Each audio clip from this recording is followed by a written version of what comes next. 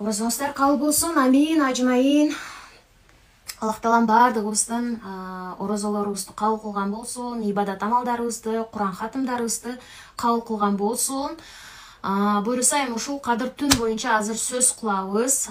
Жакшылап даярданып, дептер, ручкаларыңыздарды даярдап отуруңуздар, себеби бул сиздерге өтө пайдалуу болот. Бул жерде кадыр түндү тосконду билгендер бар, жана балким марафондо катышпай эле жүргөн айымдар бар. Бул жерде кадыр түндү кандай тосконду, кандай тосуш керек экенин билбегендер. Бул жерге жазып өтүңүздөр. Буюрса ошол боюнча кенен азыр маалыматтарды берип өтөм. Бул 10 түндө уктабашыбыз керек экен, Ошол себептен бул жерге азыр ким билбесе, мен кандай тосушту билбейм деп айтыңыздар. Ким билсе, билем деп айтыңыздар. Эфир сакталабы билбейм айымдар. Ошол себептен азыр көрүп отурганга аракет кылыңыздар. Мына ушул жерге эфирге уже эле кирдиңиздер, демек сиздер ойгосуздар. Демек сиздердин азыр мүмкүнчүлүгүңүздөр бар. Ушул эфирде аягына чейин көргөнгө. Өтө узак деле болбойт эфирибиз, Мен чынында толук билбейм, билгим келет дейт. Машалла, азаматсыздар. Анда аягына чейин азыр көрүңүздөр, кандай сооптору жазылат, жана эмне амалдарды аткарышыбыз керек, бир сыйра азыр айтып өтөм. Мен дагы сооп алып калайын, Иншалла сиздерге жеткирүү менен. Азыр сиздерге жеткирбей деле өзүм деле амал кылып отура берсем болот эле, зикримди чалып, намазымды окуп, Бирок эмне кылдым? Атайын сиздерге чыгып отурам, кыскача нускача айтып өтөйүн деп. Мен жакшы билбейм дейт. Билбеген айымдар аягына чейин көрүңүздөр, сөзсүз түрдө, милдеттүү түрдө. Ким уже мен эфиримди көрдүм ал жерде, всё аягына чейин отургулай. Себеби бул дүйнө ахиретиңиздерге чоң бир билбейм жолдомо болушу мүмкүн. Аузу биллахи минеш шейтонир раджим. Бисмиллахир-рахманир-рахим. Бардык мактоолор Аллах Таалама гана болсун, жана пайгамбар саллаллаху алейхи ва салламга көптөгөн салам, салаваттар болсун. Деп баштайлы. Робби шрахли содри ва яссирли амри. Робби шрахли содри ва яссирли амри вахлул уqдатан мин лисани яфқаху қаули. Аллахумма ифтахли абуаба рахматик. Робби яссир ва ла туассир. Робби таммим бил хайр.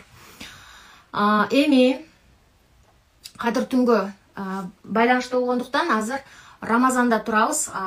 Уже Рамазандын бүтүшүнө айымдар 8 күн калды. 8 күндөн кийин бүтөт. Мындайча айтканда азыр пайгамбар саллаллаху алейхи ва саллям кандай кылган? Ушул Рамазан бүтөрүнө 10 күн калганда, ал 10 күндүктү өтө 10 күндүктү тирилткен. Тирилткен деген бул 10 күндүктү катуу берилип ибадат кылган. Ошол себептен азыр сиздер 10 күндүктө турасыздар. Биз билбейбиз азыр кайсы күнү кадыр түн экен. Албетте 27-си деп белгилеп берет бизде, бирок ошол 27-си экенин точно биз билбейбиз да. Кадыр түн бул акыркы 10 күндүктүн бирөөсүндө катылган. Эгерде сиздер туш келем десеңиздер, ошол 10 күндүктүн бирөөсүнө туш келгим келет, мен кадыр түнгө туш келгим келет десеңиздер, анда 10 күндүктү толугу менен ибадат кылсаңыздар, иншалла туш келесиздер, Пайгамбар саллаллаху алейхи ва саллям акыркы өтөр жылы ал Рамазандын 20 күнүн итикафта отурган.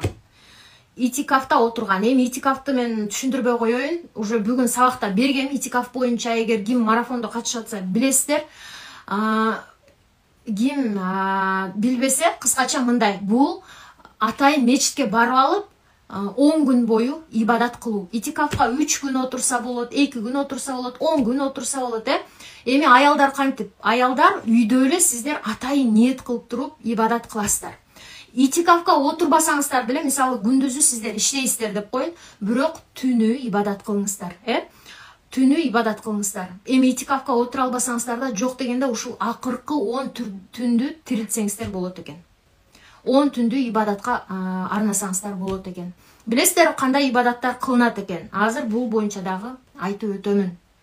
Пайгамбар саллаллаху алейхи ва саллям өзү бекем карманган, бул нерсеге сахабалар бекем карманган, 10 күндүктү бекем тутунган, жана үй бүлөсүн тургузган. Карагылачы, башка күндөрү, түндөрү тургузбайт эле. Бирок именно Рамазандын 10 түнү келгенде пайгамбарыбыз эмне үй бүлөсүн тургула деп ойготот эле. Ибадат кылгыла, уктабагыла деп ойготот эле. Эмнеге? Себеби ушул кадыр түн, кыздар, мен өзүм, билесиздер, ким мени билсе билесиздер, мен өздүк өнүгүү максатка жетүү деген курсум бар. Максат, план коюу деген боюнча сабактарды өтүп келем. Жана көптөгөн адамдар кандай кылат? Жаңы жыл келгенде, 2023 жыл болгондо, жаңы жылда көп жанталаш максат койду. Максаттарын жазып атат да. Эндиги 2023 жылга үй алам, машина алам, тияка барам, саякаттайм, мына ишти бүтүрөм, ал ишти бүтүрөм, тигиндей кылам деп толтура максаттарын коюп атат. Эмнеде? Жаңы жылда коюп атат. Ал адам өзү коюп атат. Карасаңар, адам коюп атат. Кадыр түн деген ал кандай түн? Кадыр деген бул эмне? Тагдыр тагдырлана турган түн деп атат. Тагдыр тагдырлана турган түн деп атат. Бирок ал түндү, тагдырды ким чече турган болот? Аллах Таала чече турган болот. Караңыздарчы, максатты коюп атканда силер өзүңөр жанталашып жазып атасыңарбы, пландарды, максаттарды. Кадыр түнү Аллах Таала силердин тагдырыңарды тагдырлап, өзүнүн пендесинин тагдырын тагдырлап, 1 жылдык тагдырын жазып тагдырлап, Лаухул Махфузда тагдырлар жазылган. Ошол жактан тагдырлардын бардыгы ар бир адамдын тагдыры тагдырланып туруп, анан жана чоң 4 периштеге тапшырылат. Ошол чоң 4 периште анан алып келет аны. Көрдүңүздөрбү? Чоң 4 периште алып келет. Карагачы, получается, кыздар, түшүнүп атасыздарбы? Жанталашып не кылып атасыздар өзүңүздөр? Мынага жетсем, ага жетсем, буга жетсем деп атасыңар, максатыңарды коюп атасыңар, жана өзүңөр коюп атасыңар. Бул түндө адамдардын тагдырын Аллах Таалам өзү тагдырлап туруп, анан периштелерге берет. Периштелер аны эмне кылат? Анан ошол тагдыр дептерди алат. Караңыздарчы, машалла, могу жерде 1 жылдык тагдырда эмне тагдырланат? Эми айтып коечу. Бардыгы тагдырланат экен. 1 жылдык тагдырдын ичинде сиздердин эмне жейсиң, эмне ичесиң, башынан аяк тагдырланат. Караңыздарчы, машаллах. Ар бир адамдын ырыскысы кең болуусу, тар болуусу тагдырланат. Эмне үчүн? Караңыздарчы, кимдир бирөөгө Аллах Таала эмне кенен берип атат. Аллах Таалам тагдырлайт экен ошол түнү. Кимдир бирөөнүн ырыскысын ушундай кенен кылып коет экен. Ага чачылып берилет. Кимдир бирөөнүкүн тар кылып коет, жетпеген дүйнө кылып коет. Көрдүңүздөрбү? Тагдырды түшүнүп атасыздар, кыздар? Тагдырланат, ушунун баары жазылат. Кимге мындай тагдырланат? Карагыла. Билесиздер, ошол 4 периштенин бирөөсү бул жан алгыч периште, билесиздер, жан алат. Ошол жан алган периштеге да дептер берилет экен. Мына, дептер берилет экен. Кимдин жаны алынат, ким дагы жашайт. Кимге жашоо берет? Тагдырлайт Аллах Таалам. Кимге өлүм берет? Көрүңүздөр, кимге ден соолук, шыпа берет? Кимге оору берет? Бүт тагдырланат экен. Бул түндөрү азыр мына 10 күндүктө турасыздар. Кимге уул берет? Кимге кыз берет? Кимге бала бербейт? Ал да тагдырланат экен. Көрдүңүздөрбү? Кимге Аллах Таалам кордук берет? Кимге абийир берет? Булардын бардыгы тагдыр дептерине тагдырланып туруп жазылат. Ар бир адамдыкы жазылат. Канча ырыскы жейт, эмнени кийет, эмнени ичет, каяка барат, эмне кылат, баары жогу жазылат. Карагыла, бул силер тагдырлап аткан жоксуңар, отуруп алып максатыңарды өзүңөр жазып аткан жоксуңар. Аллах Таалам ар бир адамдын бир эле адам эмес, баарыныкы ошо 1 жыл бою, бүт тагдырланат экен, Жада калса карагылачы, ушул жылы ал адам ажылыкка барабы? Мына бул башка бир риваятта деп атат. Ажыга барабы? Ажы умра сапарына барабы? Же барбайбы? Жада калса ушу да тагдырланат. Көрдүңүздөрбү? Мына ушул чечимдердин бардыгы, өкүмдөрдүн бардыгы жазылып туруп, бардыгы анан жанагы чоң 4 периштеге тапшырылып берилет. Ошол 4 периште алып анан жерге түшөт. Ошол тагдыр дептерлердин бардыгын алып туруп жерге түшөт экен. Получается, бул түнү алтындарым. Ушул 10 түндүн кайсы бирөөндө кадыр түнгө туш келебиз, биз билбейбиз. Бирок туш келиш үчүн ушул 10 түндүн баарын тосуш керек экен, Анан ошол балким ошол туш келип калат экенбиз. Эми азыр туш келсе кандай соолукторду алат, ошону да айтып өтөмүн. Машалла, караңыздарчы. Сиздер азыр түшүнүп атасыздар. бардығыңыздардын кыялдарыңар бар, бардығыңыздардын максаттарыңыздар бар, мечтаңыздар бар, дуа тилектер бар. Эмне ушуга жетсем экен, ушу максатыма жетсем экен, же оорудан кутулсам экен, же кыйынчылыктан кутулсам экен, же ушул бир нерсеге жетип алсам экен деген ар бирөөңүздөрдүн азыр каалоо тилектериңиздер бар, бардыгыңыздардын эле максаттарыңыздар бар. Эми байкаңыздарчы, ушул түнү тагдырыңар ар бир ичип жеп ашыкча берилбейт. Ар бир ичип жей турган нерсе. Жада калса азыр силердин колуңарда жок болсо, Аллах Таала эмне кенен кылып туруп берип салышы да толугу менен мүмкүн экен. Мындайча айтканда азыр көрдүңүздөр, биринчи эле ал адамдын рызкысы кең болобу же тар болобу ушул түнү тагдырланат экен. Машалла, ушуну түшүнөсүздөр кыздар. Эми ушуну түшүнгөндөн кийин, демек ошол нерсени ушул түнү сураш керекпи? Кадыр түнү тосуп атканда жанагы илгери биз кыргыздар түшүнбөй жүргөндө, мен деле кичинекей кезибизде эмне кандай ибадат кылыш керекти билбей, көпчүлүгү баягы кадыр түндү уктабай өткөрүш керек деп эле, тамак аш жеп эле түнү менен уктабаш керек болчу да. Потому что ал убакта дин жакшы жете эле. Эми азыр дин жетти. Ал туура эмес, ал түнү менен жөн эле акыйып эле тамак жеп коюп эле жыргап, главный уктабаш керек эмес. Жок, максимально дуа кылып калгыла. Максимально ошол себептен могу дептерге Рамазан күндөлүгүнө силерге дуалар жаздырылган болчу. Максимально Аллах Тааладан сурап калгыла. Өзүңөргө, бала чакаңарга, үй бүлөңөргө, ата-энеңерге, туугандарыңарга бар жогуна бардыгына дуаларды жазып калгыла жана ошол түнү сурап калгыла. Намаз окудуңбу, сура дуаны, зикир чалдыңбы, сура, Куран окудуңбу, сура, эмне ибадат кылдың, дароо сура. Себеби бул түн ибадаттын түнү, бул түн намаздын түнү, бул түн Аллах Тааладан дуа кылуунун түнү. Себеби бул түнү Аллах Тааламдын ушунчалык райымы, ушунчалык мээрими түшөт экен. Бул эч качан бир да заманда бул нерсе түшкөн эмес. Пайгамбарыбыздын үммөтүнө гана ушул нерсе түшөт экен. Пайгамбарыбыздын үммөтүнө Аллах Таалам ушундай кылыптыр. Бул түнү сиздер азыр ким марафондо катышып атса көрдүңүздөр, Букентай устазанын, Асель устазанын жана фазилети боюнча, кадыр түндүн фазилети, Рамазандын фазилети боюнча сабактарды көрдүңүздөр. Ал жерде фазилети боюнча айтылып атат. Эми бул түнү ушунчалык Аллах Тааланын мээрими, рахматы, райымы жайт экен. Сиздер элестете албайсыздар. Караңыздар, ушунчалык чексиз жайт экен. Ошол чексиз Аллах Тааланын рахматы жаганда бүт мусулмандарга бөлүнүп берилет. Бардыгы мусулмандарга бөлүнүп берилет экен. Жана жада калса эмне кабырда уже өлүп калган адамдардын бардыгына анан берилет экен. Алардан да ашып калат экен. Ушунчалык Аллах Таалам көп берет экен, ошону периштелер алып түшөт. Алардан да ашып калат экен. Алардан да ашып калды дейт экен, эмне периште.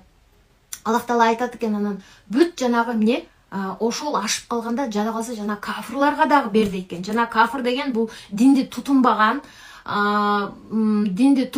же башка диндеги, исламдагы эмес, башка диндегилерди эмне кафыр дейбиз. Ошол жада калса ошол динди тутунбаган жана кафырлар, атеисттер, ошолорго да бергиле дейт экен, көрдүңүздөрбү?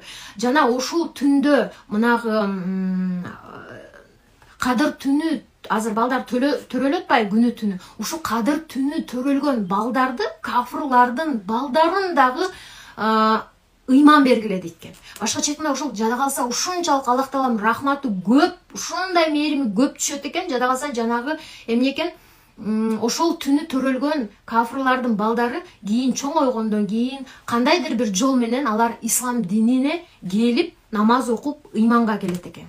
Динге келет экен. Караңыздарчы, ушунчалык Аллах Тааланын мээрими түшөт экен. Бул айтып бүтө албайбыз. Аллах Тааланын мээрими түшө турган бул нерсе, карагыла, бир дагы пайгамбарларга берилген эмес экен. Бир дагы пайгамбарларга. Мынаны байкагыла, көп эле угуп калдыңар. Себеби бул ар бир баянда айтылат. Кадыр түнүн тоскон адам, азыр мына бир жолу мына Субханаллах деп Аллах Тааланы улуктадыңыздар, Субханаллах, Альхамдулилля, Аллаху акбар. Карагыла, бир эле жолу Субханаллах дедиңиздерби? Сиздерге азыр бейиште ушундай чоң дарак отургузулат. Ал даракты канча жыл чаптырса эле, жылкыны 700 жылбы, азыр точно унутуп атам, канча бир жыл бою чаптырса дагы көлөкөсүнөн чыга албайт. Карагылачы, эми карагыла, ал жөнөкөй Рамазан эмес, жөнөкөй күнү, жөнөкөй айларда бир дарак отургузулат. Ал эми Рамазан айында, кадыр түнү эмес, жөн эле Рамазан күндөрү 70 сооп аласыздар. бир субханаллах дегенди айтканга 70 дарак отургузулат. Карагачы, ал эми Кадыр түнү байкагыла. Кадыр түнү. Бул силердин элестете албайсыңар, даже мээге кирбейт. 1000 ай. 1000 ай жыл менен эсептегелгенде 83 жыл 4 ай бою субханаллах деп айткандын соңуна илешесиңер. Просто түшүнүңүздөрчү, биз азыр субханаллах дегенди 1 секундка жетпей айтып атпайбызбы? Бир ушул субханаллах деген сөзүнө, бир субханаллах деген сөзгө эгер Кадыр түнгө туш келсек, айымдар, 83 жыл 4 ай бою биз субханаллахтын соңун алат экенбиз. Караңыздарчы. Жана бул нерсе биздин пайгамбарыбыздын үммөтүнө, бизге гана берилген. Караңыздарчы. Азыр ошондо түшүнүп атасыздарбы? Эгер Кадыр түнгө туш келип калсаңыздар, бир субханаллах дейсиздерби? 2 рекет намаз окуйсуздарбы? 2 рекет намаз окусаңыздар, 83 жыл бою намаз окуганын соңун аласыздар. Азыр садака бериңиздер. 4 амалды ушул 10 түндүн экөөсү кемип кетти, 8 эле түн калды. Ушул 8 түнү бүгүнкү түн менен 8 эле калат. Бүгүнкү түн кемип кетсе, эртеңден баштап 8 эле түн калат. Ушул Кадыр түнгө туш келсеңер, кыздар, эгер ибадат кылып атканда, ошону 83 жыл бою аткарып атканын соңун аласыздар. Мисалы, сиздер бүгүнкү күнгө чейин, Рамазандын 20 күнүндө сиздерге дуаларды берип аттык, сон дуаларды бердик. Тилиңиздерде ким көбүнчө башталгычта жүргөндөгүлөрдүн тили көнбөйт, ошол тилиңиздер уже көндү бул дуаларга. Эми бул дуаларды көбөйтөбүз. Жана садака бергенге да көндүңүздөр. Аллахым ыраазы болсун, машалла. Мына көбүңүздөр амал кылып, ошондо баягы садакага кирип, садака берип атасыздар, жанталашып, өзүңүздөрдүн ахиретиңиздер үчүн деп, аны дагы адатка айландырып атасыздар. Эми карагыла. Сиздер садака берсеңиздер, бул түнү садака берсеңиздер. Азыр мына түнкү саат 2 болду. Түнү садака бериңиздер. Түнү садака азыр эмеден онлайн эле бияктан которуп, мен туура кантип садака берип атканда ниет кылыш керекти айткам. 10 сом болобу, 100 сом болобу, 1000 сом болобу, андан ашык болобу бергилеп 83 жыл бою садака бергенин соңун аласыңар. Карагачы. Бир эле дарак эмес, карагыла.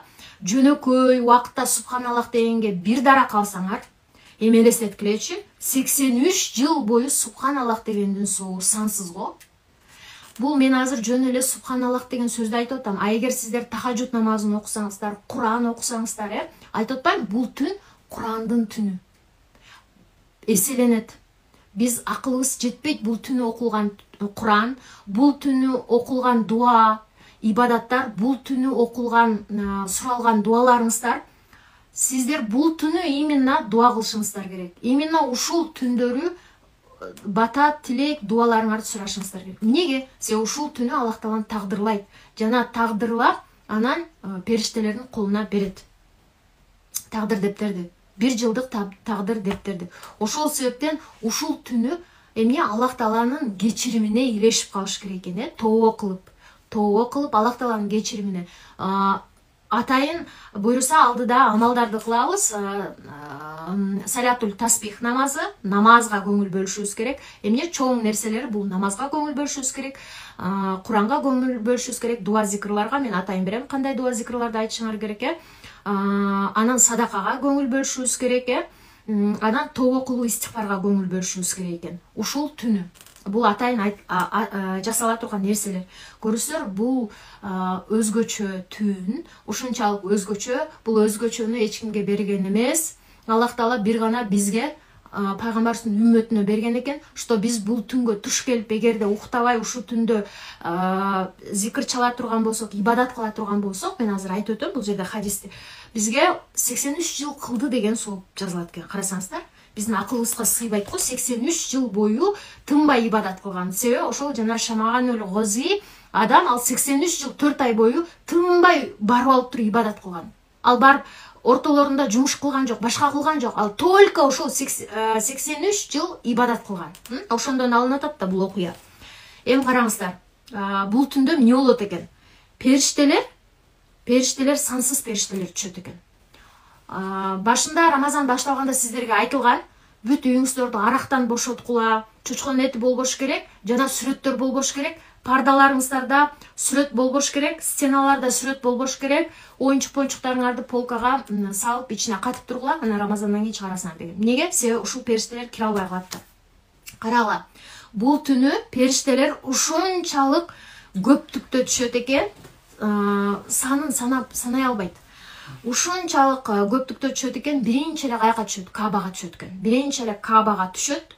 Каабага түшүп туруп, анан Каабадан бүткүл ааламга тарайт экен. Бүткүл дүйнө жүзүнө периштелер тарайт экен.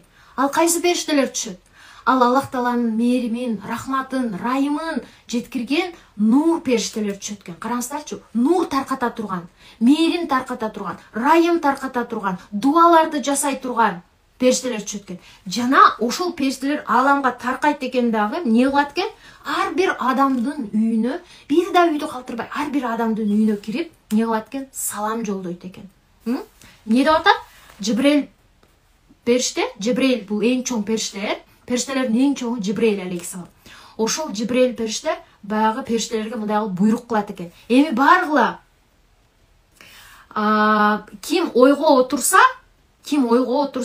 мейли туруп турса, ошол түнү, кадыр түнү, туруп турабы, жатабы, жатып алып зикир кылып атабы, намаз окуп атабы, дуа кылып атабы, кандай ибадат амалда болбосун, кандай ибадат амалда болбосун, ал адамдарга салам жолдогула, салам бергиле дейт экен, ар бирөөсү менен эмне үйүнө кирип учурашып чыккыла дейт экен. Биз аларды сезбейбиз, көрбөйбүз.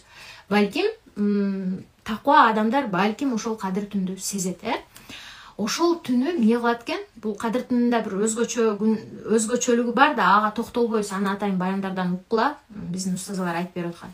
Бирок ошол кадыр түндө эмне периштелер кирип, ар бир үй бүлөгө кирип, ошол үй бүлөдөгү ибадат кылып аткан адамдар менен Аллах Тааланын эмне кылат экен? Салам жолдоп, мээрим, райым, нурун берип өтөт экен. Караңыздарчы. Нурун берип өтөт экен, машаллах. Жана эгерде ошого туш келсеңиздер, анда сиздер бактылуусуздар. Эмнеге дебейсиздерби? Себеби ошол кезде сиздер ибадат кылып атканда, намаз окуп атканда, дуа кылып атканда, алар келет дагы, Аллахым, дуасын кабыл кыл дейт. Күнөөмдү кечир деп тобо кылып атсаң, ошол күнөөсү кечирилсин дейт. Жана бүткөндөн кийин айт намазы болот, билесиздер. Эртеси күнү түн менен эмне болот? Түн ичинде уже бүтөт, кадыр түн бүтөт, Рамазан бүтөт. Эртеси күнү таң атпай саат 7-де айт намаз болот. Ошол айт намазда эмне кылат? Жибрейил алейхиссалам периштелердин баары даярданат. Өйдө көтөрүлгөнгө, асманга көтөрүлгөндө ошондо Жибрейил алейхиссалам периштелерге буйрук берет. Кеттик депчи. Кеттик дегенде периштелер эмне деп сурайт экен? Тастыктоо алат экен. Карасаңыздар, периштелер мындай деп сурайт экен. Аллах Таала өзүнүн пенделерине кандай мамиле кылды дейт экен. Карасаңыздар, кандай мамиле кылды дейт экен. Бул мындай, кандай мамиле деген. Аллах Таалам жана кечирим сурап аткан адамдардын кечирдиби дейт экен. Ушул жерден кошуп өтөйүнчү, билесиздер, Аллах Таалам ушул кадыр түнү дегеле ушул тахажжудка тургандарга Аллах Таалам жар салат. Менден кечирим сурагандар барбы? Кечирейин. Менден бир нерсе сурагандар барбы? Мен сураганын берейин, муктаждыгын чечип берейин, кечирейин, кайсы нерсеге муктаж болсо ошол муктаждыгын берейин деп Аллах Таалам эмне кылат экен? Түн ичинде жар салат экен. Жар салат экен дагы, көрсөр, жар салат экен дагы, анан бул жерде эмне кылып атат? Аллах Таалам дуасын кабыл кылып атат дейт. Ал адамдын дуасы кабыл болот деп атат. А бул жерде эмне деп атат? Ошол периштелер кетпей туруп биринчи Жибрейил алейхиссаламдан сурап, тастыктоо сурап атат. Аллах Таалам ошол адамдардын сурап аткандарын бердиби? Кечирим сурап аткандарды кечирдиби? Дуа кылып бир нерсеге муктаж болуп атат, адамдар. Ошолорун бердиби? Дегенде эмне дейт экен? Кандай мамиле кылды дегенде Жибрейил алейхиссалам айтат экен. Аллах Таала дейт, өттө райымдуу мамиле кылды дейт экен. Өттө кечиримдүү мамиле кылды дейт экен. Аллах Таала бардык мусулмандардын күнөөсүн кечирди дейт экен. Караңыздарчы, машалла. Анан периштелер көтөрүлөт экен да. Бирок дейт, төрт түрдүү адамды кечирген жок дейт.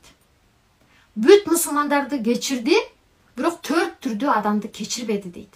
Ошо кимдер экенин айтып өтөйүн. Себеби ошонун ичинде Аллахым сактасын, биз болуп калбайлы деп, ошону азыр анализ жүргүзүңүздөр.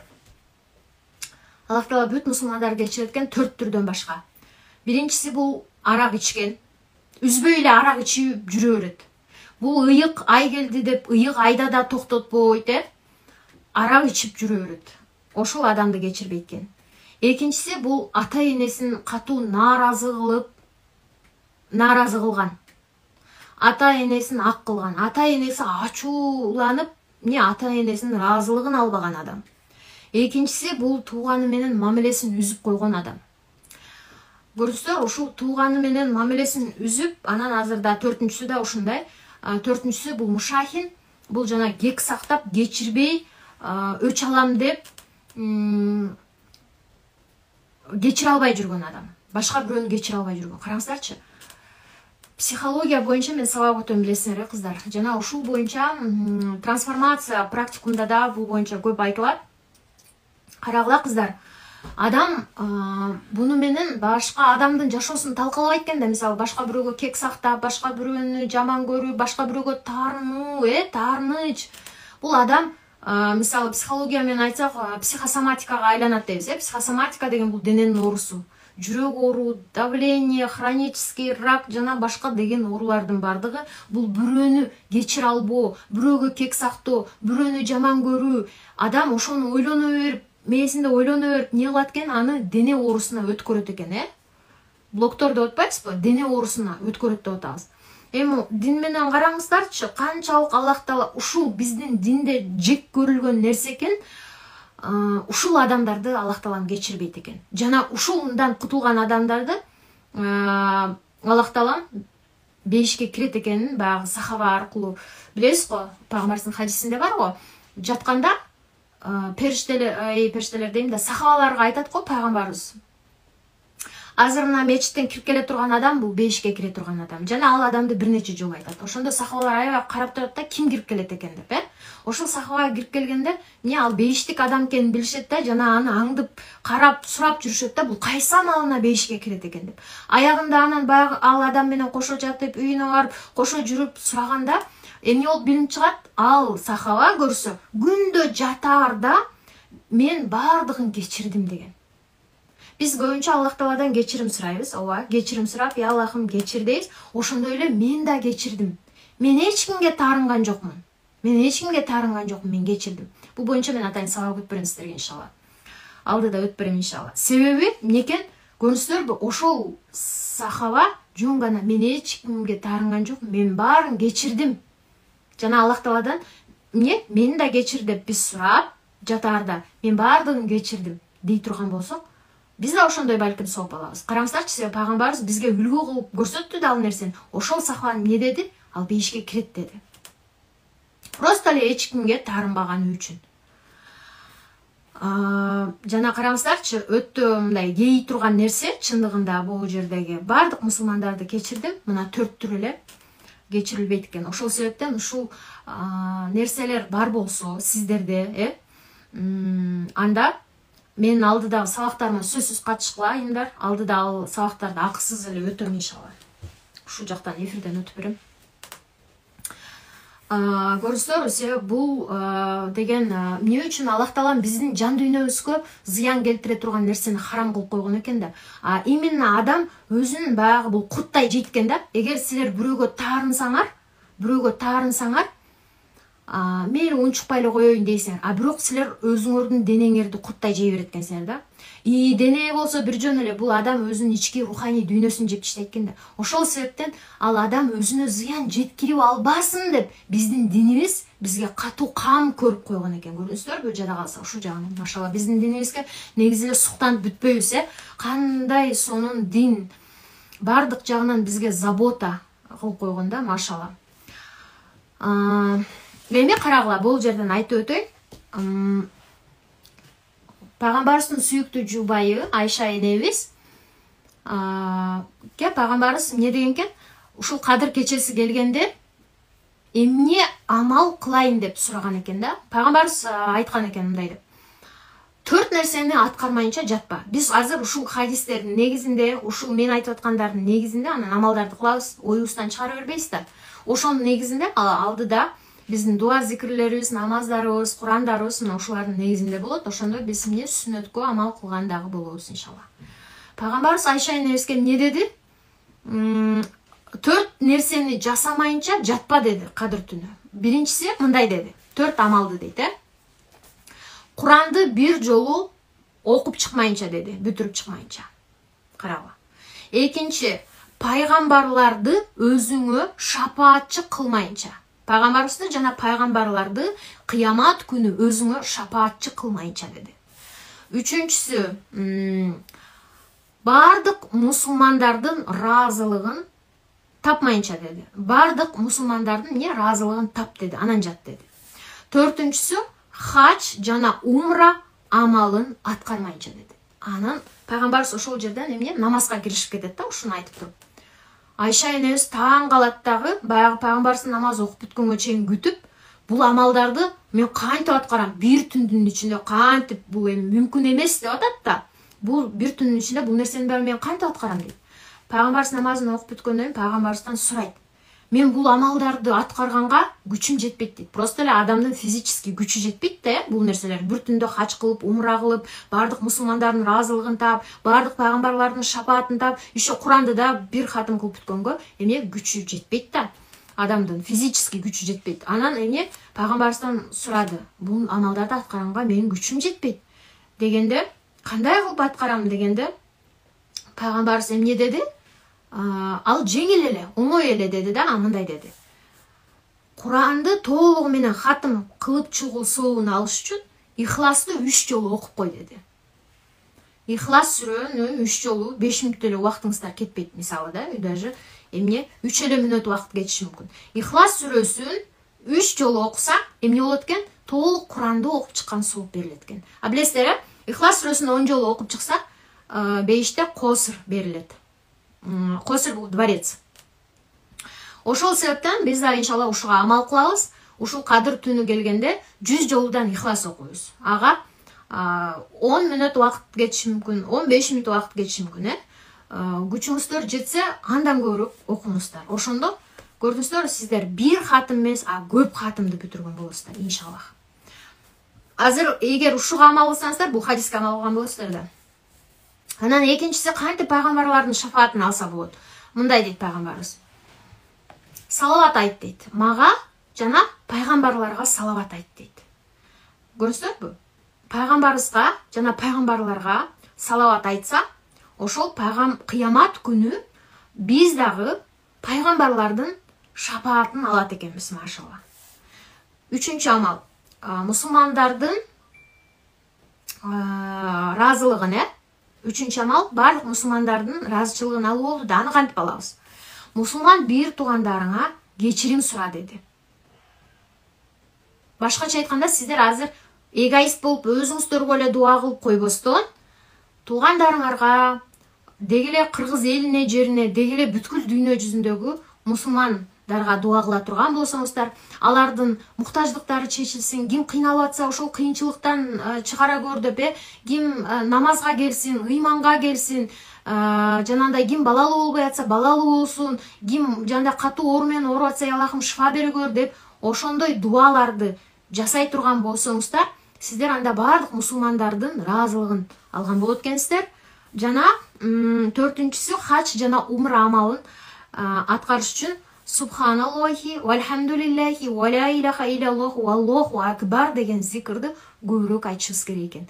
Пайгамбарыбыз Айша энебизге айтты, ушул зикирди айт деди, жана хач умранын кылып келгенден соогун аласың деди. Көрсөңөр, демек биз дагы Субханаллах деген бул эмне? Аллах Тааланы арулоо, улуктоо. Арулоо, Аллах Тааланы эмне кылып атабыз? Аллах Таала таза зат, Аллах Таала улуу зат, Субханаллахи вальхамдулиллахи ва ла илаха илляллаху валлаху акбар дегенде биз дароо эмне? Аллах Тааланы улуктап атабыз, кечирим да сурап атабыз, шүкүрчүлүк да келтирип атабыз, ыйман да келтирип атабыз. Бул зикирдин ичинде бардыгы камтылган да, машаллах. Негизи эле бул кадыр түнү биз Аллах Тааланы көп арулашыбыз керек экен да. жана субханаллахи адада холкихи ва зината аршихи ва мидада калиматихи дегенди ошол зикирди дагы жаттап алыңыздар. Ушуну да көп айталы. Себеби ал сахих хадис менен келген да. Сол ал дагы эмне Аллах Тааланын арулоо. Субханаллахи сөзү, субханаллах сөзү, мен азыркы айткан дуа, ошондой эле субханаллахи ва бихамдихи, субханаллахил алиюл азим. Булардын баары Аллах Тааланын арулоо зикрлары. Биз ушул Аллах Тааланы көбүрөөк арулашыбыз керек экен. Мактоо, арулоо деген мактоо, Аллах Тааланы макташыбыз керек экен. Дагы бир хадисте кандай келди? Айша энебиз эмне деди? Пайгамбарыбыздан эгерде кадыр түн келип калса, мен кайсы дуаны окушум керек деп сурады. Сиздерге мен бул дуаны немеде жазылган, мына Рамазан китебинде. Сиздер уже көбүңүздөр 100 жолудан күндө айтып атып, тилиңиздер да көндү. Жана пайгамбарыбыз ушул дуаны окушка Айша энебизге айтты, өзүнүн сүйүктүү эмне жубайы Айша энебизге ушул нерсени айт деп насаат кылды. Демек, бул зикр пайгамбарыбыздын айткан сөзү, сахабалардын айтканы, бул бүткүл үммөтүнө айтканы да. Демек, биз да ушул түн келгенде эмне кылышыбыз керек экен? Ушул пайгамбарыбыз ушуну айт деген, ушуну айтышыбыз керек. Бунун котормосу кандай, карагыла. О Аллахым, чындыгында сен кечирүүчүсүң. Кечиргенди жакшы көрөсүң. Мени кечире көрчү деген дуа. Аллахым, чындыгында сен кечирүүчүсүң. Мени кечиргенди жакшы көрөсүң. Мени кечире көрчү деген дуа. Сиздер арабчасын билесиздер. Аллахумма иннаке афуун каримун тухиббул афва фа'фу анни. Ушул дуаны бөлүп алыңыздар. Күндө ушул дуага амал кылабыз иншалла. Себеби кадыр түн келгенде именно ушул дуа окулат. Аллах Тааладан кечирим суроо дуасы. Ушул дуага биз көп басым жасашыбыз керек экен, жана ушул дуаны айтууга чакырылды. Түшүндүк, эми мындай кыласыздар. Өзүңүздөрдүн башынан эле мен муну айтып келем, Рамазан башталгандан эле өзүңүздөрдүн атайын кайсы амалдарды аткарасыздар, кандай жакшы иштерди аткарасыздар, бул нерселердин списогун жазып, атайын түзүп коюңуздар деп. Рамазанда акырындап зикрларды үйрөндүңүздөр, уже көнүп калдыңыздар, күндө эмне зикрматикти дайыма колуңуздарда мынтип алып жүрүп, дайыма калиманы, истигфарды айтып отуруп, дуаларды айтып отуруп, эми көндүңүздөр. Эми ушуну түн ичинде сиздер күндүзү кылып аттыңыздар көбүнчө. Эми ушуну түн ичинде тирилтиңиздер, жана көбүрөөк аткарыңыздар. Башкача айтканда, кадыр түнү туш келгенде кино көрүп аткан, телевизор көрүп аткан, пайдасыз нерселер менен алектенип, ошол нерсе жазылып калбашы керек экен. Эмнеге? Себеби бул түндө силер өзүңөр тагдырлай турган нерсе эмес да, жанагындай алып алып пландарыңарды түзө турган түн эмес, бул Аллах Таала тагдырлап түшүрүп бере турган түн экен да. Ал түнү максимально өзүңөрдүн дуа тилектериңерди айтып, Аллах Тааладан сурап калышыңыздар керек экен. Эмнеге? Себеби азыр мен айтып өттүм, акырында периште тастыктоо алат экен жада калса.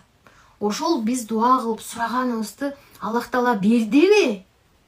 Кечирдиби деп периште тастыктоо алат экен периштелер.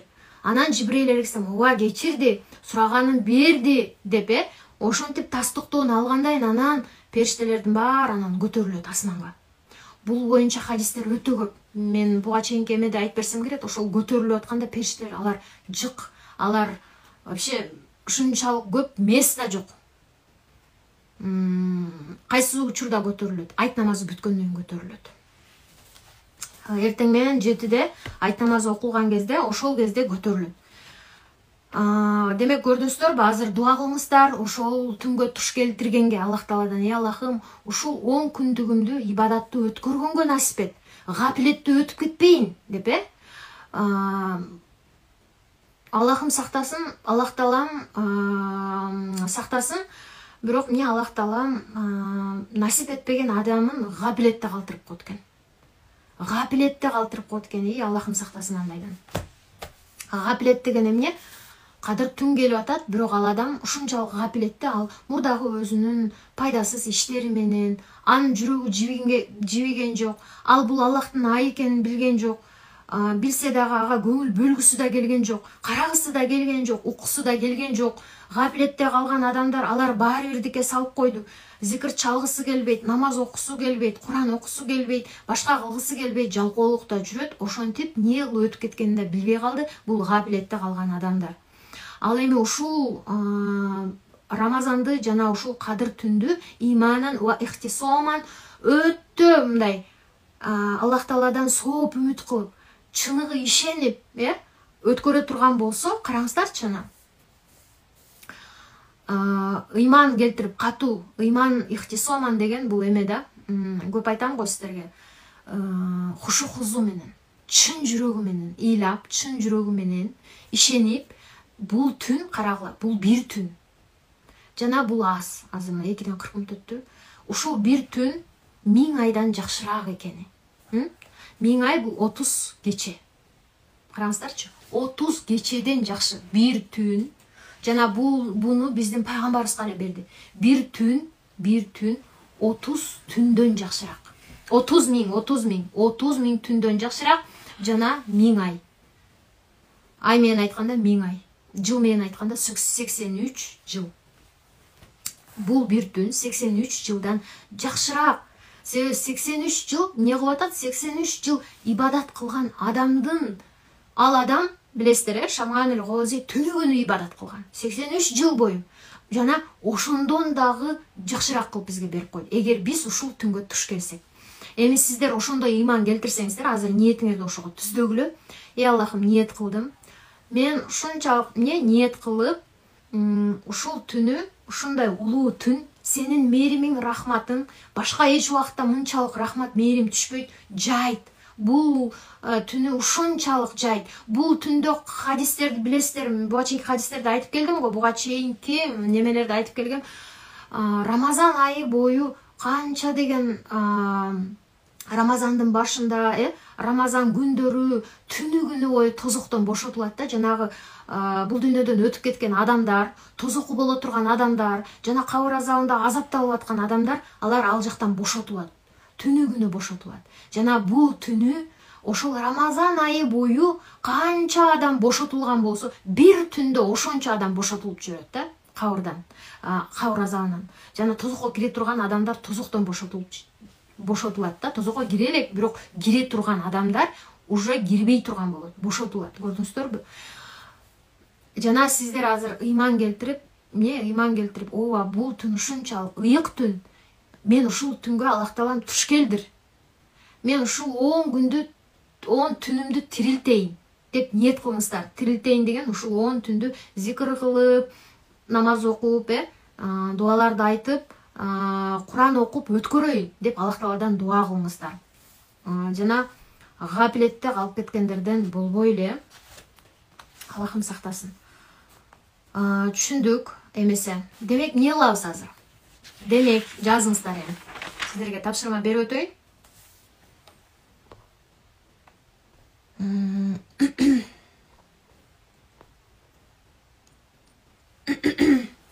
Эмне кылып, ниет кылып бериш керек садаканы. Мен Аллах ыраазычылыгы үчүн дейм. Ооба, азыр түнкү 42-43 болду, азыр садака бергиле. Мен да садака берилекмин, мен да азыр садака берем. Сиздер да садака бериңиздер азыр. Ниет кылганда сөзсүз түрдө ошол садаканы жөнөттүңөр да, мисалы телефон аркылуу салдыңар, азыр телефон аркылуу муктаж болгон садаканы берип атканда, муктаждарга берсеңер болот, кыйналып аткан үй бүлөлөргө берсеңер болот. Азыр жана ооруп аткандар бар, реквизиттерин даярдап койгон, ошолорго берсеңер болот. Кандай бербегиле, азыр прям мына бүгүнкү түнү, эми күндө бүткөнгө чейин 8 түн бою бериңиздер. Ошондо ниет кылгыла, Аллахым деп, сенин ыраазылыгың үчүн бердим дейсиңер. Жана бул садаканын соолу чексиз го, мен садака боюнча мен сабагым бар, атайын кирип ошону ютубтан көргүлөчү. Садакада ниет кылып атканда сөзсүз түрдө өзүңөргө сурап калгыла. Эмнен сурагыңар келет дуа кылып. Аллахым, садаканы сенин ыраазылыгың үчүн бердим деп туруп бейишти сурагыла. Тозоктон кутулууну сурагыла. Үй бүлөңөргө сурагыла. Эмнен сурайсыңар? Бала чакаңарга ден соолук сурагыла, билим сурагыла, башканы сурагыла, бактылык сурагыла. Жана ошол садаканы берип атканда өтүп кеткен ата-энеңер болсо, ошонун соолун ата-энеме багыштадым деп, ата-энеңердин аты жөнүн айтып туруп багыштагыла. Туугандарыңарга багыштасаң, аты жөнүн айтып туруп багыштагыла. бир садаканы берип атканда эмне баарын айтсаңар болот, өзүңөргө да сурагыла багыштасаңар да болот. Ошентип сөзсүз түрдө мисалы азыр 1000 сомду бир берип салбай, эгер 1000 эле сомуңар бар болсо, ошол 1000 сомду азыр 8 түнгө бөлгүлө, 8 түн бою анан берип 8 түн бою дуа кылгыла. Ошондо сиздерге жана Шаманул Гози 83 жыл бою ибадат кылган кишинин сообу берилет. 83 жыл бою сиздерди садака берди деген сооп берилет. 83 жыл бою сиздерди тахажжуд намаз окуду деген сооп берилет. 83 жыл бою салятул таспих намазын окуду деген сооп берилет. 83 жыл бою дуа кылсаңар, дуа бул чоң ибадат. Дуада өзүңөргө эле сурайсыңар, бирок ошол дуада бул өзүнчө бир чоң ибадат. Атайын өзүңүздөр үчүн сурайсыздар, бирок бул да чоң ибадат. Бул ибадатты кылды деп жазылат экен. Түшүндүк, садака боюнча. Эми эмне кыласыздар? Зикр дуа боюнча азыр мен айтып өткөн Айша энебизге пайгамбарыбыз айтып кеткен дуаны кыласыздар. Күндө чередовать этип кылганга аракет кылабыз. Мен группадан берип турам. Все, азыр баарын берип салсам силер кыйналып калбайсыздарбы? Азыр пайгамбарыбыз жана айтып өткөн 4 амалды кылмайынча жатпа деди го. Ошол 4 амалды кылыңыздар. Ошонун ичинен Аллах Тааланы ааруулоочу сөздөрдү кошкула. Жана избранный хадис дегенин ичинде зикрлар абдан көп. Жана Сахих Муслимдин хадисинде келген ушул нерсени аткаргыла. Субханаллахи ва бихамдихи адада хулкихи ва ридо нафсихи ва зината аршихи ва мидада калиматихи деген калиманы жаттап алгыла дагы, буну дагы айткыла. Жана субханаллахи ва бихамдихи субханаллахил алийюл азим дегенди билесиздер. Ошону 100 жолу айтса 120 000 сооп алат. Бул да хадисте келген. Ошону түн ичинде айткыла. Субханаллахи ва бихамдихи айткыла. Субханаллахил алийюл азим айткыла. Бул эгиз хадис, эгиз эмелер, зикрлар. Бул Аллах Тааланы ааруулоочу зикрлар. Ошол себептен ушуну жаттап алгыла. Бул нерсе силерге берилген, уже жаттап калсаңыздар керек. Ушуну айткыла сөзсүз түрдө. Түн ичинде Айша энебизге айтылган дуа, Айша энебизге айтылган жана 4 эмени айтасыңар. Жана дуа зикрлар сиздерге катар менен берилди го, аны уже жаттап бүттүңүздөр. Эми ошолорду айтасыздар. Анын ичинен истихфар да кирет, астагфируллахи ва атубу илейхти айтасыздар. Жана ким чоң күнөө болобу, кичинекей күнөө болобу, күнөөлөрүңүздөр үчүн дагы атайын тобо кылыңыздар. Аллах Тааладан кечирим сураңыздар, өзүңүздөр үчүн, үй бүлөңүздөр үчүн, жалпы мусулмандар үчүн кечирим сураңыздар.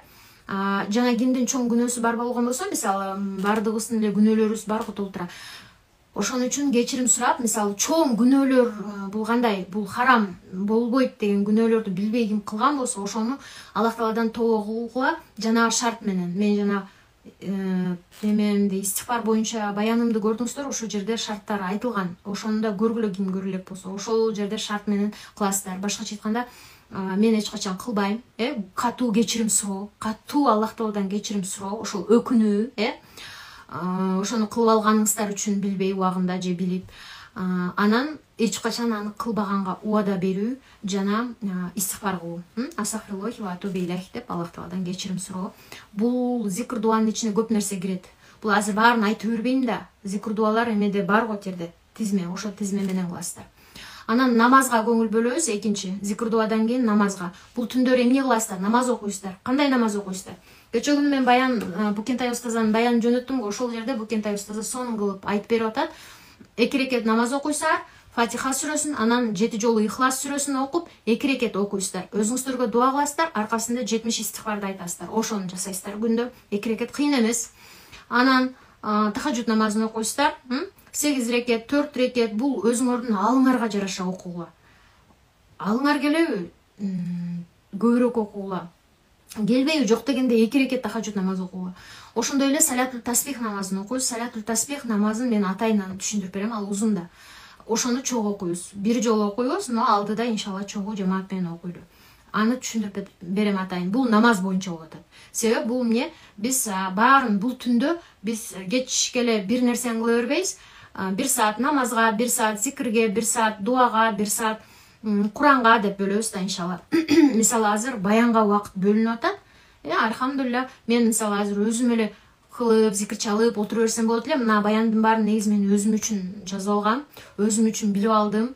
Биз инсанбыз, унутуп калабыз, муну жылда деле мынтип эскерип ойлоп турсаң дагы бирин эстесең, бирин эстебейсиң, Мисалы мен былтыркы жылда атайын фазилети боюнча айтып бергем, бирок андагы нерсе эмес, азыр мага ушул нерсе керек болуп атат. Мен өзүмө ушул нерсени жазып алдым, ушул нерсеге амал кылам дедим өзүмө. Эми ошо өзүм эле кучактап отура бербей, эмне устаза болгондон кийин сен жүрөгүң батпайт экен да, өзүң эле кылып. Жо мынакта мен балдарым сыяктуу да, эфирде көрүп отурган айымдар, биздеги окуп аткан окуучулар, мен балдарым сыяктуу да, ушу балдарым жеп калса экен, балдарым да бирдеме кылып калса экен, балдарым кийип калса экен, балдарым да айтып калса экен деп неме кыласың го, күйүөсүң. Ошол сыяктуу мен да силерге күйүп атам да, ушу мен кылып аткан зикирди канчасы азыр билбей отурат, ошолор дагы билип калсын деп жанталашып жеткиргенге да аракет кылып атам. Кийинки бул Куран окуу.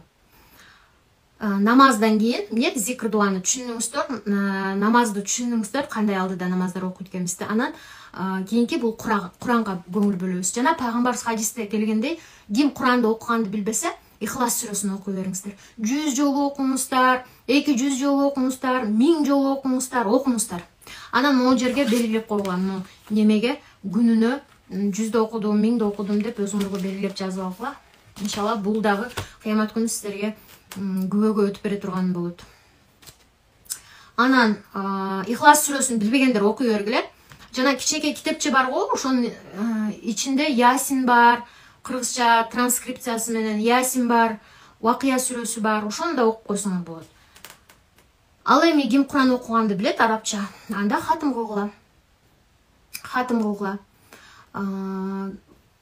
Немеде саат 9-да кечинде, 9-дан баштап уже бөлүштүрүп алгыла да, хатым кылгыла, жарым саат, 1 саат хатым кылгыла, анын үчүн да сооп аласыздар иншалла. Бул ар бирөөсү үчүн сооп аласыздар да, бир аятка мисалы жөн убакытта 10 сооп. Эми элестеткиле, Рамазан айында ал 70ке көбөйөт. Ал эми кадыр түндө бул 83 жылдык сооп, бул даже эсептей албайсың го эми. Кийинки садака бергенге көңүл бөлгүлө. Садака бергенге. Азыр мен ушул Рамазан боюнча өзүмө мынтип карап, сиздерге уже мээңиздерге куюп бүттүм окшойт бул садака боюнча. Садака жөн күндөрү деле күндө адат кылып садака бергиле делип атат. Мейли ал жашыруун садака болобу, мейли ал жарыя садака болобу, садака жарыя уланып туруучу садака болобу, мейли ал уланбай туруучу азыркы убакытчалык садака болобу. Кыскасы, колуңардан кандай нерсе келсе ошол нерсени кылгыла. Садаканын сообун мен уже айтып бүттүм азыр. Өзүнчө садаканын сообу жөнүндө окуңуздар келсе, YouTube'да баяным бар, жана группада да мен жөнөткөм 1 сааттык сабак бар, ошол садаканы көргүлө, садака сабакты.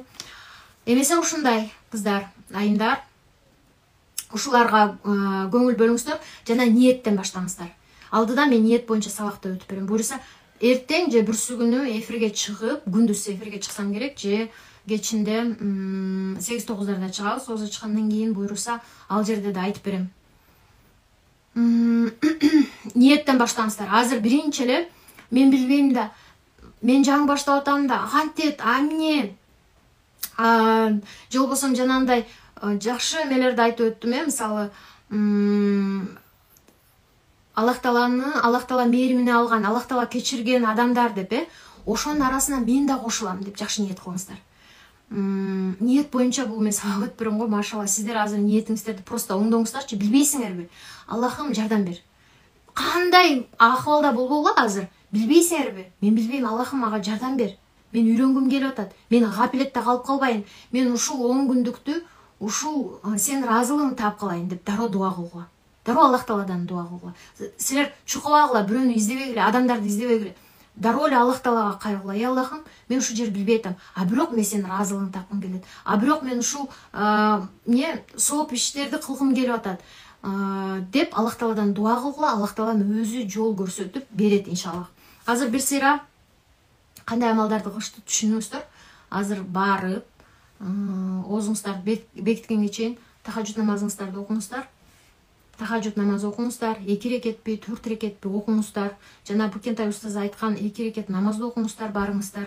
Жана азыркы мен айтып өткөн, пайгамбарыбыз үйрөтүп өткөн дуаны окуңуздар, жана 4 амалды пайгамбарыбыз айтып өткөн, жана садакаңыздарды бериңиздер. Жана ушу айтылып өткөн амалдарды эми алдыдагы 8 түн катар менен аткарыңыздар иншалла. Түшүндүк, Ушуну менен жыйынтыктайлы. 1 саат болупту, машалла, ровно.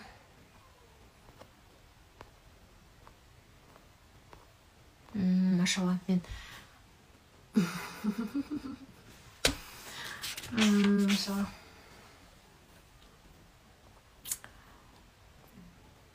Шапаатчы мааниси кандай? Шапаатчы деген заступничество, заступник деген сөз. Мисалы,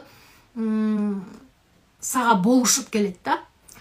Мисалы, мындай да, кайсы бир адам күнөөкөр болуп, анын чоң күнөөсү бар экен, ал баягындай тозокко кире турган болуп калса, ага пайгамбарыбыз шапаатчы болуп келет да. То есть бул менин үммөтүм ушундай сооп иштерди кылды, ушундай нерселерди кылды, салават айтты, жок деп эмне кылат? Болушат. Болушуп олтуруп эмеге бейишке алып кетет. Ошону эмне болушуп аткан адамды болушканды шапаатчы дейт экен. Аллахумма иннаке афуун каримун тухиббул афа фа'фу анни деген дуабы ооба туура. Мен бул жерге кыскартып жазып койгом, кайта кийин ойлоп калдым да, каримун деген сөздү негизи бүт жерде дуаларда кыскартып койгон да, бирок каримун деген бар. Ошол каримун менен мен жаттаганмын да. Карим деген мээримдүү деген сөз. Аллах Тааланы айтып атабыз. Аллахумма иннаке афуун, сен кечиримдүүсүң, сен мээримдүүсүң деп атабыз да. Сиздерге кыскартылган вариантын берген экенмин.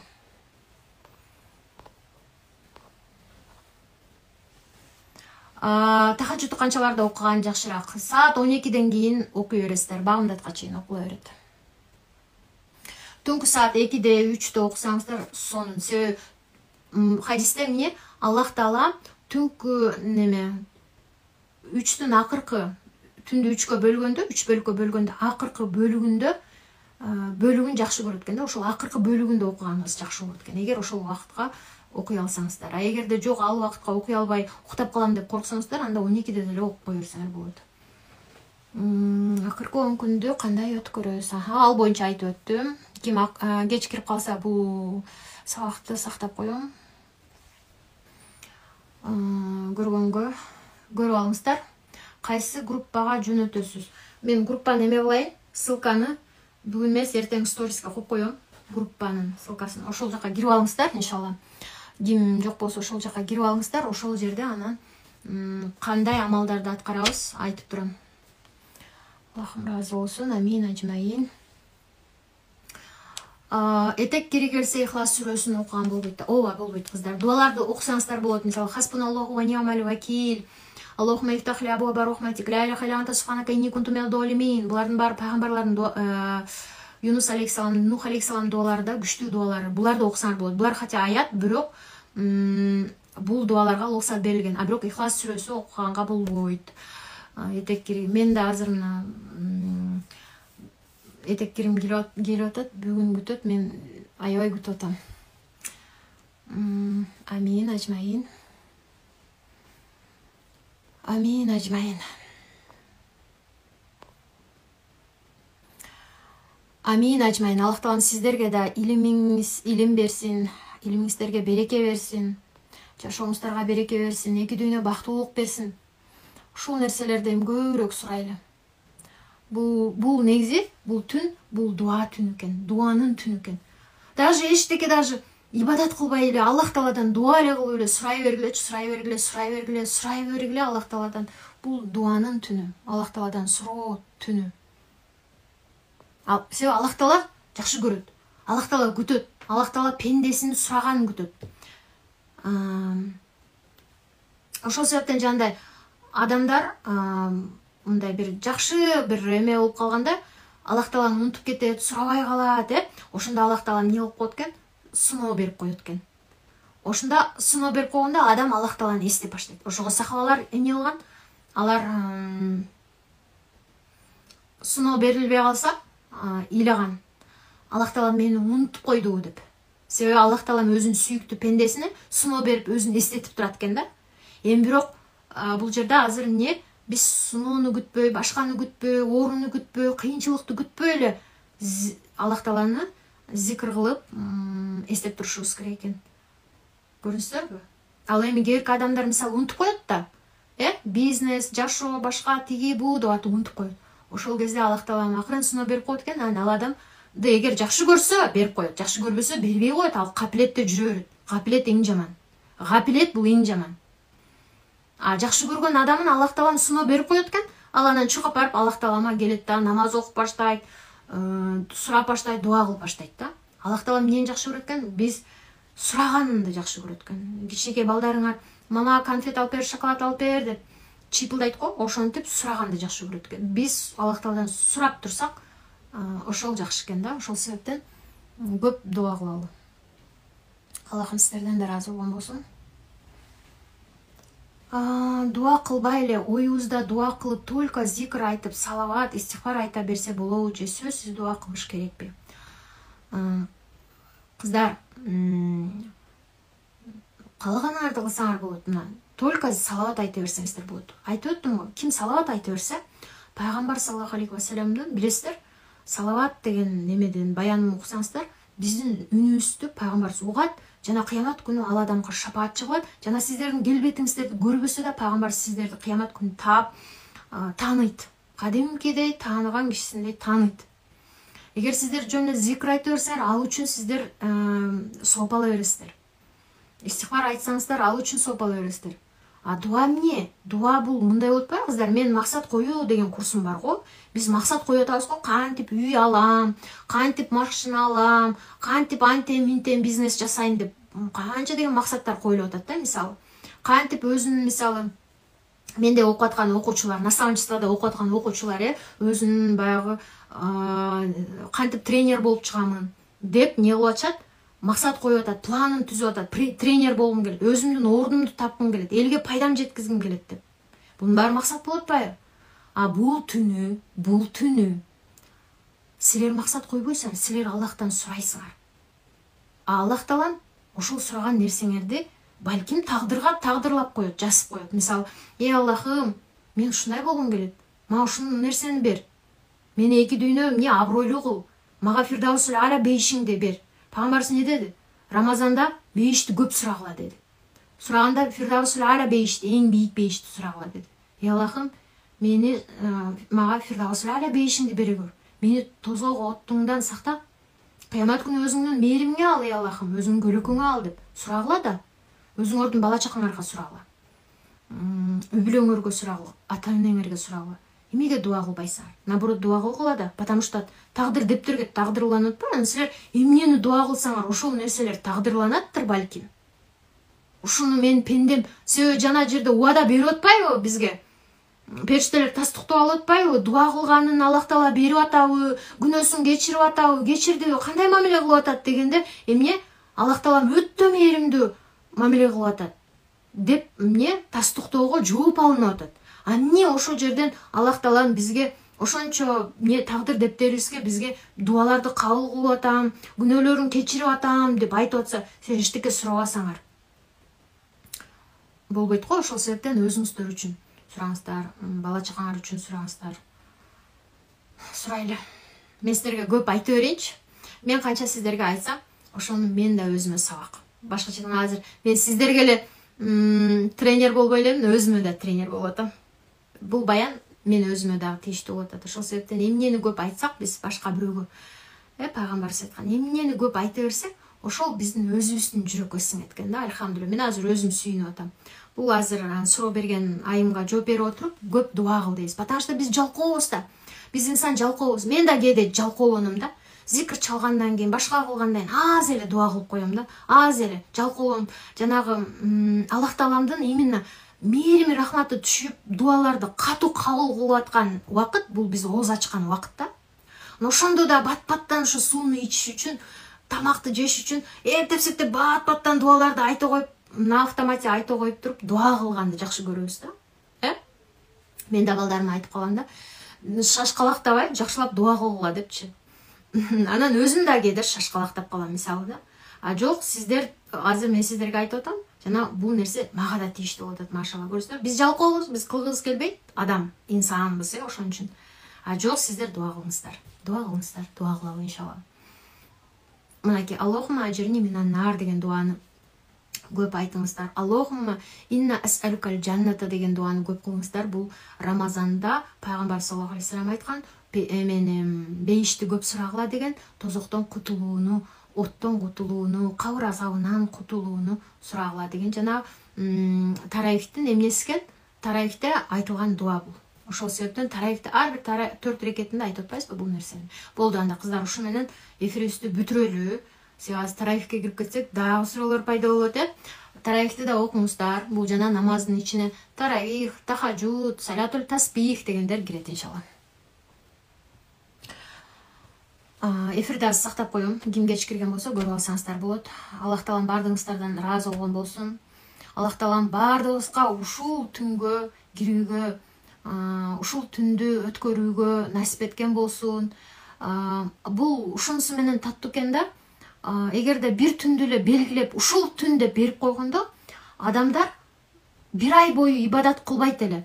Анда ушул түн эле, ушу кадыр түн, ушун эле түн ибадат кылам деп, бир эле түн ибадат кылмак. А жок, алымдар эмне кылат экен? Адамдар эмне кылат экен? Алар ошол кадыр түндү издеш үчүн толук Рамазанды ибадат кылышат экен. Ал эми акыркы 10 түндү усердно өтө күчкө салып ибадат кылат экен да, себеби ошол күндү өткөрүп албайын деп.